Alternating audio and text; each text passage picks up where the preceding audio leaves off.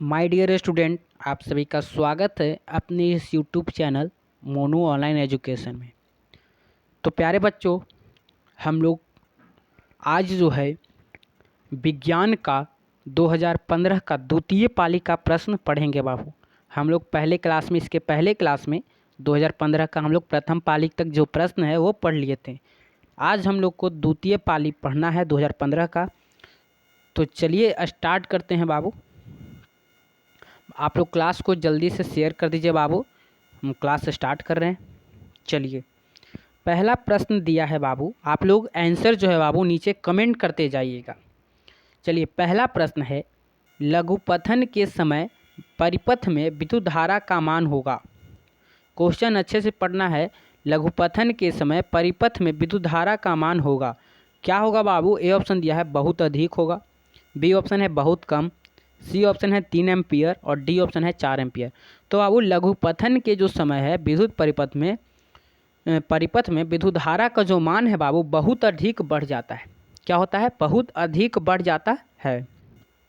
चलिए, दूसरा है, प्रकाश के प्रवर्तन के कितने नियम है? बाबू प्रकाश के प्रवर्तन के कितने नियम है? तो प्रकाश के प्रवर्तन हो या प्रकाश के अपवर्तन हो, उसका 2 नियम है बाबू। प्रकाश के परिवर्तन और अपवर्तन का कितने नियम है? 2 नियम हैं। चलिए, अगला प्रश्न है, किसी बल्ब से 220 वोल्ट पर 2 एम्पियर की धारा प्रवाहित होती है तो फिलामेंट का प्रतिरोध होगा। यहाँ पे न्यूमेरिकल क्वेश्चन है बाबू, फिजिक्स का विद्युत धारा से पूछा गया प्रश्न है। आप लोग अच्छे से पहले प्रश्न को समझिए। कहता है किसी बल्ब से 220 वोल्ट पर 2 एम्पियर की धारा प्रवाहित होती है बाबू तो फिलामेंट का प्रतिरोध होगा। तो यहाँ पे बाबू प्रतिरोध का आप एक फार्मूला पढ़े होंगे, R is equal to V upon I, V बटा I पढ़े हैं। तो यहाँ पे वोल्ट कितना दिया है बाबू? 220 वोल्ट। कितना दिया है? 220 वोल्ट दिया है ना बाबू। कितना एम्पियर करेंट जो है कितना दिया है? 2 दिया है। इसको काट दीजिए, आपका आंसर आ जाएगा। तो कितना से कटेगा बाबू? ये कट जाएगा 110 ओम। 110 ओम, 110 ओम यहाँ पे आंसर देता है। हाँ, दे रहा है बाबू। बी ऑप्शन जो है 110 ओम दे रहा है। देखिए यहाँ पे बाबू प्रतिरोध निकालिएगा, R is equal to V upon I। तो वोल्ट कितना दिया है? 220 वोल्ट दिया है। 2 एम्पियर क्या है? करंट है बाबू। करंट को I से सूचित करते हैं। तो कितना करंट दिया है? 2 एम्पियर दिया है। तो काट देंगे तो 110 आ जाएगा। तो 110 क्या आएगा बाबू? ओम आएगा। जो बच्चे का बी आंसर आ रहा है उनका बिल्कुल करेक्ट है। समझे? चलिए आगे चलते हैं। किसी माध्यम के अपवर्तनांक का मान होता है। किसी माध्यम के अपवर्तनांक का मान क्या होता है बाबू? ए ऑप्शन दिया है साइन I बटा साइन R, बी ऑप्शन दिया है साइन R बटा साइन I, सी ऑप्शन दिया है sine I into sine R और डी ऑप्शन दिया है sine R plus sine R। तो बाबू किसी माध्यम का अपवर्तनांक का जो मान होता है साइन I बटा साइन R होता है। इसे स्नेल का नियम भी कहते हैं बाबू। साइन I बटा साइन R जो है इसे स्नेल का नियम भी कहते हैं। चलिए अगला प्रश्न है, 1 किलोवाट घंटा तुल्य है किसके बराबर है बाबू? ए ऑप्शन है 3600 जूल का, बी ऑप्शन दिया है 3.6 इंटू 10 के पावर 6 जूल, सी ऑप्शन है 36 इंटू 10 के पावर 6 जूल और डी ऑप्शन है बाबू 36.00 जूल का है। तो यहाँ पर बाबू एक KWH जो है बाबू, किलोवाट आवर जो है किसके बराबर है? तो ये बी ऑप्शन 3.6 इंटू 10 के पावर 6 जूल के बराबर है बाबू। और आप लोग बाबू जो बच्चे बी आंसर बता रहे हैं उनका बिल्कुल करेक्ट है। और यहाँ पे हम एक प्रश्न पूछ रहे हैं आपसे कि 1 HP बराबर कितना होता है? यहाँ पे हम 1 HP बराबर कितना होता है बाबू? 1 HP बराबर कितना होता है? आप लोग का ये होमवर्क है। 1 HP बराबर जो प्रश्न हम दिए हैं बाबू कितना होता है, आप लोग का होमवर्क है। नीचे आप लोग कमेंट में कीजिएगा। चलिए अगला प्रश्न है, समतल दर्पण द्वारा बना होता है समतल दर्पण द्वारा बना प्रतिबिंब होता है? ए ऑप्शन दिया है वास्तविक, बी ऑप्शन है काल्पनिक, सी ऑप्शन है ए और बी दोनों, डी ऑप्शन है इनमें से कोई नहीं। तो समतल दर्पण द्वारा जो बना प्रतिबिंब होता है बाबू वो काल्पनिक होता है, आभासी होता है। काल्पनिक का दूसरा नाम बाबू आभासी ही है। काल्पनिक को है क्या कहते हैं? आभासी कहते हैं। चलिए अगला प्रश्न है, विभवांतर का एसआई मात्रक होता है। विभवांतर का एसआई मात्रक क्या होता है बाबू? ए ऑप्शन दिया है वाट, बी ऑप्शन एम्पियर दिया है, सी ऑप्शन वोल्ट दिया है और डी ऑप्शन ओम दिया है।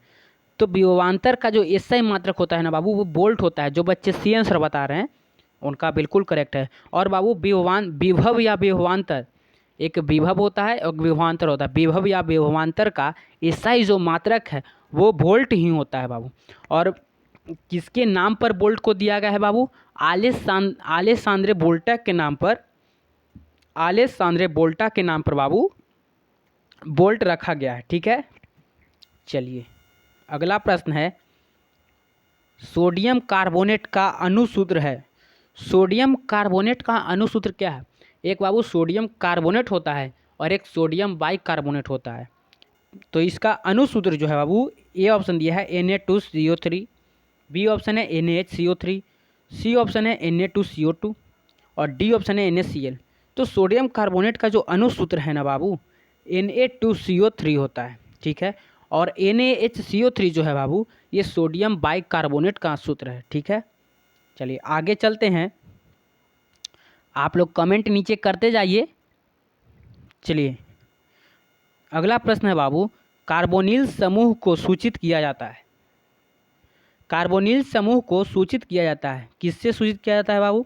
ए ऑप्शन है सिंगल बॉन्ड CHO द्वारा, बी ऑप्शन है सिंगल बॉन्ड COOH द्वारा, सी ऑप्शन है सिंगल बॉन्ड CO द्वारा और डी ऑप्शन है सिंगल बॉन्ड COCl2 द्वारा। तो बाबू कार्बोनिल समूह को ना हम लोग सूचित करते हैं सिंगल बॉन्ड CO के द्वारा। जो बच्चे सी आंसर बता रहे हैं उनका करेक्ट है। चलिए आगे है, इथाइल अल्कोहल का अणुसूत्र होता है। इथाइल अल्कोहल का अणुसूत्र क्या होता है बाबू? ए ऑप्शन दिया है CH3OH, बी ऑप्शन है C2H5OH, सी ऑप्शन है C2H6OH और डी ऑप्शन है C2H2OH। तो इथाइल अल्कोहल का जो अणुसूत्र है बाबू वो C2H5OH होता है। जो बच्चे बी आंसर बता रहे हैं ना उनका करेक्ट है। चलिए आगे है, निम्न में से कौन आयनिक यौगिक है? निम्न में से कौन बाबू आयनिक यौगिक है? ए ऑप्शन दिया है CH4, बी ऑप्शन दिया है CO2, सी ऑप्शन दिया है CaCl2 और डी ऑप्शन दिया है NH3। तो आयनिक यौगिक कौन है बाबू? इसमें से आयनिक यौगिक कौन है? तो CaCl2 जो है बाबू वे आयनिक यौगिक है। जो बच्चे सी आंसर बता रहे हैं उनका करेक्ट है। चलिए अगला प्रश्न है, आवर्त सारणी के शून्य समूह का तत्व है। आवर्त सारणी के बाबू शून्य समूह के तत्व क्या है? शून्य समूह के तत्व कितने वर्ग में आते हैं बाबू? 18वें वर्ग में जो है बाबू शून्य समूह के तत्व है। समझे, 18वें वर्ग में शून्य समूह के तत्व आते हैं। और शून्य समूह के तत्व निम्न में से कौन है बाबू?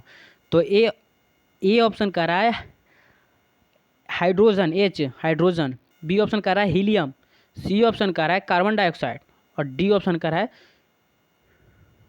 Cl2 chlorine. तो बाबू जो बी ऑप्शन है हीलियम वो बिल्कुल सही है। आवर्त सारणी के शून्य समूह का जो तत्व है बाबू वो हीलियम होता है। और आवर्त सारणी के जो शून्य समूह के जो तत्व है 18वें समूह में आते हैं। कौन कौन है? तो हीलियम है, नियॉन है, आर्गन है, क्रिप्टन है, जेनन है, रेडॉन है। समझे, आप लोग को याद रखना है। चलिए अगला प्रश्न है, मीथेन में कितने सहसंयोजक बंधन होते हैं? बाबू मीथेन में जो है कितने सहसंयोजक बंधन होते हैं? ए ऑप्शन दिया है 2, बी ऑप्शन दिया है 4, सी ऑप्शन दिया है 6, डी ऑप्शन दिया है 8। तो मीथेन में कितने सहसंयोजक बंधन होते हैं बाबू? मीथेन में 4 सहसंयोजक बंधन होते हैं। जो बच्चे 4 बता रहे हैं उनका करेक्ट है। चलिए अगला है बाबू, निम्न में से कौन अवकारक नहीं है? इसमें से अवकारक नहीं पूछ रहा है बाबू, अवकारक नहीं है। निम्न में से कौन अवकारक नहीं है? ए ऑप्शन पूछ रहा है H2, बी ऑप्शन कह रहा है CO, सी ऑप्शन कह रहा है O2 और डी ऑप्शन कह रहा है H2S। इसमें से अब कारक कौन नहीं है बाबू? H2 जो है, ए ऑप्शन जो है वो क्या है? अब कारक नहीं है। ये ऑप्शन सही है। चलिए अगला प्रश्न है, इथाइल अल्कोहल किस प्रकार के श्वसन में बनता है? इथाइल अल्कोहल जो है बाबू किस प्रकार के श्वसन में बनता है? ए ऑप्शन दिया है वायवीय श्वसन, बी है अवायवीय श्वसन, सी है ए और बी दोनों, और डी है इनमें से कोई नहीं। तो इथाइल अल्कोहल जो है ना बाबू वायवीय श्वसन में बनता है। ए ऑप्शन सही है।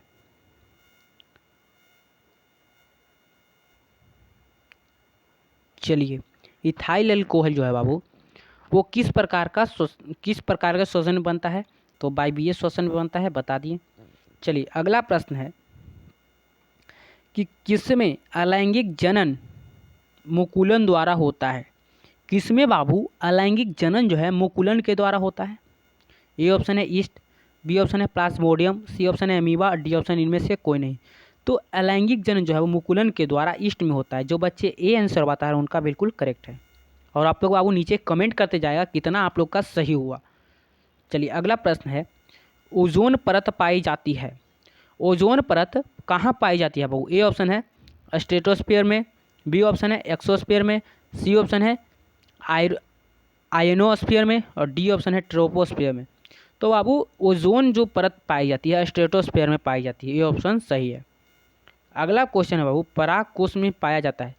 पराग कोश में क्या पाया जाता है बाबू? ए ऑप्शन है दलपुंज, बी ऑप्शन है परागकण, सी ऑप्शन है स्टिग्मा, और डी ऑप्शन इनमें से कोई नहीं।